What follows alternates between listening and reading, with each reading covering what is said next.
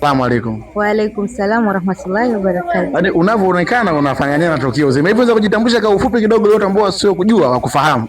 Sasa mimi naitwa Jamila Ramadhan, lakini mimi ndio mmiliki wa Dajamis Kitchen ambaye ndio mwalikaji mkuu wa tukio la leo.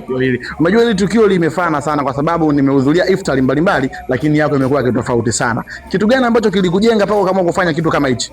Bwana, mimi nilikaa na vijana wenzangu tukaona uhitaji kwamba kuna sisi ambao tunapata kila siku alhamdulillah, na kuna wenzetu ambao wanahitaji wasogezwe. Kwa hiyo ndio tukasema bwana, sisi tukae tuunde hichi kitu kifanyike. Unajua vijana wengi wanatamani sana kufanya vitu kama hivi, japokuwa sometimes wanaweza kuwa hawana uwezo au wanaweza kuwa nao. Wewe unawashauri nini kufanya kitu kama hichi? Bwana, yani kitu ni kuanza tu. Yani wewe anza na Mwenyezi Mungu atakuwezesha. Ambao yani ili mradi yani kusanyeni wenzako, anza. Yani ukianza Mungu tu ana namna yake ya kukuwezesha mpaka jambo litakuwa. Kwa sababu mimi mwenyewe sikutarajia kama hichi kitu kingekuwa kikubwa hivi, lakini alhamdulillah kimekuwa kikubwa na zaidi na zaidi. Kama hukuwa na sisi toka mwanzo, hichi kitu kilifana sana. Nataka nikuulize swali jingine kwamba hapa nimesema Dajamis Kitchen pamoja na Waja Charity, ndio? Hiyo ina uingiliano gani? Waja Charity ni kikundi ambacho wao ndo wasimamizi wakuu wa hili jambo. Yaani charity nadhani inafahamika kwamba inahusiana sana na mambo ya usaidizi ya msaada. Kwa hiyo wao ndo wasimamizi wakuu wa hili. Okay. Pia na tatizo langu la mwisho kabla hujaenda kupumzika, kwa sababu najua umechoka sana.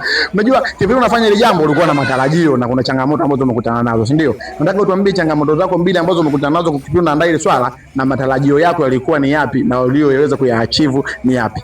Alhamdulillah, kwanza nilikuwa ninahofia, nikaona kama mwitikio hautakuwa mkubwa. Lakini yani mimi kuna wakati nilifika nikaangalia nikashangaa nikasema subhanallah, watu wote nitawapa nini? Lakini alhamdulillah kila mtu amekula, ameenjoy, na wengine wakubeba wamebeba, alhamdulillah. Ila mimi sijabeba. Utabeba. Mimi nakudai wewe. Lazima nitazingatia. Kwa shughuli yetu imefana sana. Unaweza kuwapa shukrani watu ambao wamehudhuria siku ya leo na watu ambao wanatazama na watu ambao wanatamani kuwepo kwenye ijayo? Kwanza mimi napenda kuwashukuru sana watu wote walioitikia. Kuna watu ambao hawajashiriki lakini wameshiriki. Yaani hawajakuwepo lakini wameshiriki. Kufuatilia live, ndio. Alhamdulillah. Kwa hiyo napenda kuwaambia kwamba asanteni sana, na pia jambo jingine lolote litakalotokea la namna hii tukiwaita mje kwa wingi, kwa sababu sisi kauli yetu ni kwamba waje. Sisi ni kama waweni, sisi hapa ni kama wote ambao wanahitaji. Unawakaribisha. Nawakaribisha wote, yani huku ni nyumbani. Kwa hiyo njooni kwa wingi. Hayo yalikuwa ni maneno ya upendo kutoka kwa Dajemi mwenyewe akishirikiana na Waja Charity kuletea tukio kama hili. Kwa hiyo endelea kuwa na sisi mwanzo na mwisho, na hii ni BNTV bado natafuta. Asante sana. Asante. Karibu tena. Usisahau ule mzigo wako. Unakuja kuchukua sasa hivi.